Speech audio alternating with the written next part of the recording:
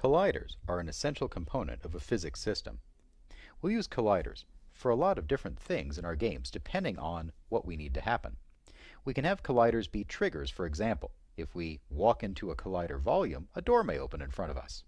We can use colliders to block a player movement, for example, so that the player cannot pass through a wall.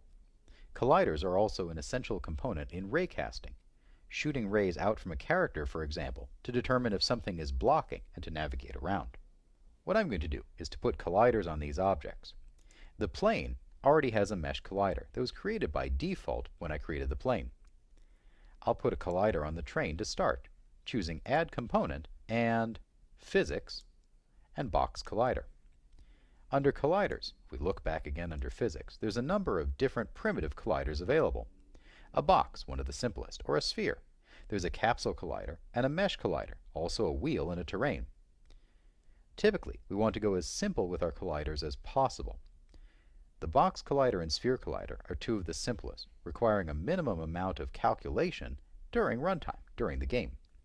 Mesh colliders are some of the most expensive because they use the mesh's polygons to determine the collision.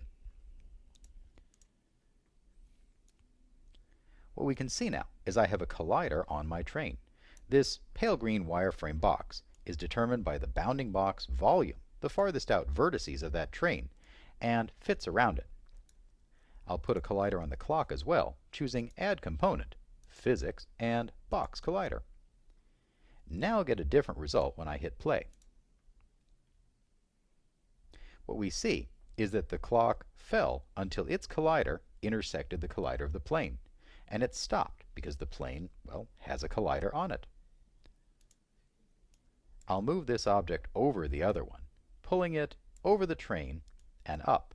And then I'll turn on gravity in the rigid body for the train and see something different.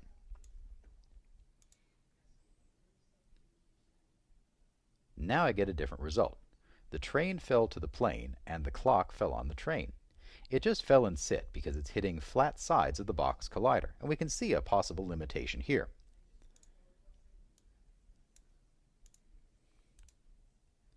I'll pull this to the side a bit and see if we get a different result. Now what we're seeing is something radically different. The box collider on the clock fell down and didn't balance properly on the train's collider, so the clock fell over and down onto the plane. It was stopped because of the flat side of that box collider.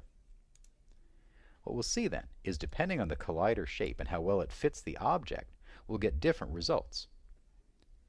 I'm going to take out the box collider on the clock by removing the component, clicking on the cog or gear icon and choosing Remove. Then I'll add in, under Physics, a sphere. The sphere collider shows up as a, well, green wireframe sphere. We can move the colliders around as we need, but first I'll press play and see what happens.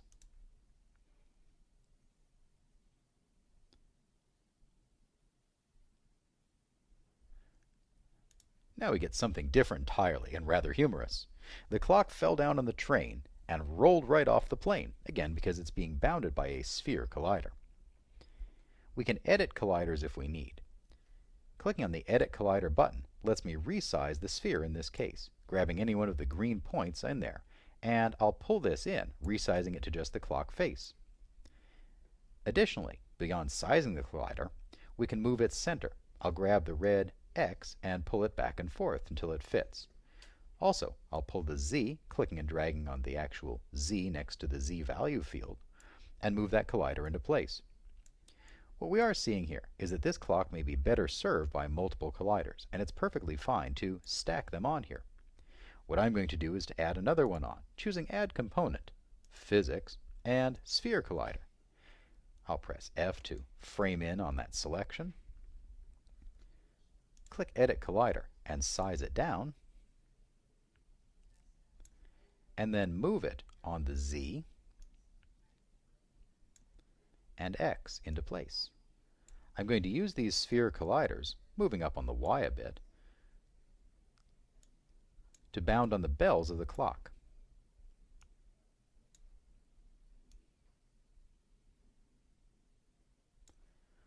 This way, that clock will tumble, and when it hits this collider here, it will have a different reaction, moving in a different direction, and not tumbling quite as evenly as previously. Now with one in place, I'll duplicate it, dropping down under the gear icon and choosing Copy Component, and then clicking again and pasting as new. Now I have two colliders, and I'll slide this second one over onto the other bell on the clock. We'll see this quite often, where an object may have several simple colliders forming a compound collider on it, giving us a very different physical reaction. I'll press play one more time.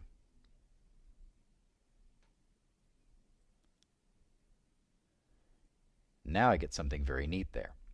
We can see here that the clock is definitely balancing on that sphere collider, which is a little bit odd. But initially, the clock fell and tumbled, hitting the spherical colliders on the bells very nicely, rolling as we'd expect it to, or at least closer. We can see in here that this may be a good place for multiple colliders. Perhaps this is an opportunity to use a box on the body of the clock and several spheres for each foot and the bells, so that this clock really rolls and tumbles and then can lay flat correctly. Again, sizing the colliders to objects and making sure that they're going to react as correctly as possible without having too many colliders is important. We always want to optimize because physics are expensive to calculate, and depending on our platform we're authoring for, we may have limitations on how many colliders or what kind of colliders we can use. Now I'll edit the box collider on the train just a little bit. I'll select it, press F to frame that selection, and zoom in a bit. When we check Edit Collider on a box collider, we've got green dots in the center of each face, and we can grab one of these and size it up and down. I'll make sure it's selected and grab the green dot in the middle, and we can see here I can scale that collider out really to fit that object. Again, pulling it around as needed. This is fitting fairly nicely, and I'm ready for maybe one more box collider down here on the wheel that's fallen off, again providing an opportunity to stack a collider in. In our colliders, we do have the opportunity to add a physic material. It's purposefully spelled that way, physic, P-H-Y-S-I-C. What I'll do is to click on the circle select here next to material, and in here we can import, if we've imported them in, our physic materials. If you don't see your physic materials, you can always go under Assets and Import Package. For now though, I'm going to leave it alone. Our physic materials, if we're going to use them, define friction and bounce with colliding objects. For my Zombie Toys game though, I want to set up my colliders so that things can't pass through my props, and we have to navigate around them, both us and the non-player characters, the enemies, over the course of the game.